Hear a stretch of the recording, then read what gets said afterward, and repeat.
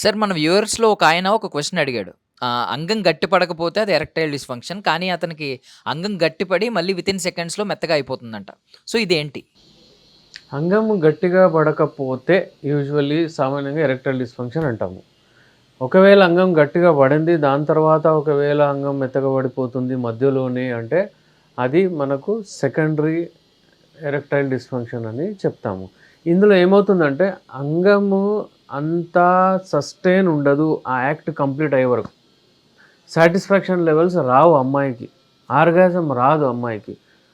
అది కొంచెం పెద్దగా కనిపిస్తుంది అంగము, కానీ అంత హార్డ్ ఉండదు.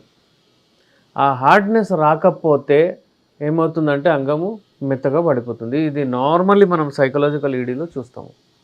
ఇప్పుడు ప్రైమరీ ఎరెక్టైల్ డిస్‌ఫంక్షన్ అంటే ఇది బై డిఫాల్ట్ ఉంటుంది వాళ్ళకు.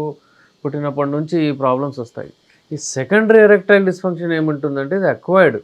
స్మోకింగ్ వలన, మందు తాగడం వలన, నిద్ర లేకపోవడం వలన, లైఫ్ స్టైల్ డిజార్డర్ వలన వీళ్ళు అక్వైర్ చేస్తారు. ఈ ప్రాబ్లమ్స్ వస్తాయి.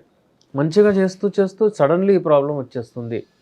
మంచిగా మీరు సెక్స్‌లో పెర్ఫార్మ్ చేస్తూ చేస్తూ సడన్‌లీ మెత్తగా పడిపోతుంది. నెక్స్ట్ టైం మళ్ళీ ఒక 4, 5 డేస్ తర్వాత ట్రై చేస్తే మళ్ళీ అంగం మెత్తగా పడిపోతుంది.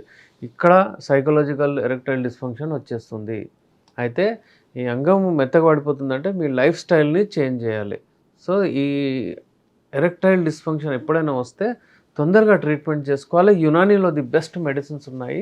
యునానీ మెడిసిన్స్‌తో కంప్లీట్ క్యూర్ మీరు చేసుకోవచ్చు.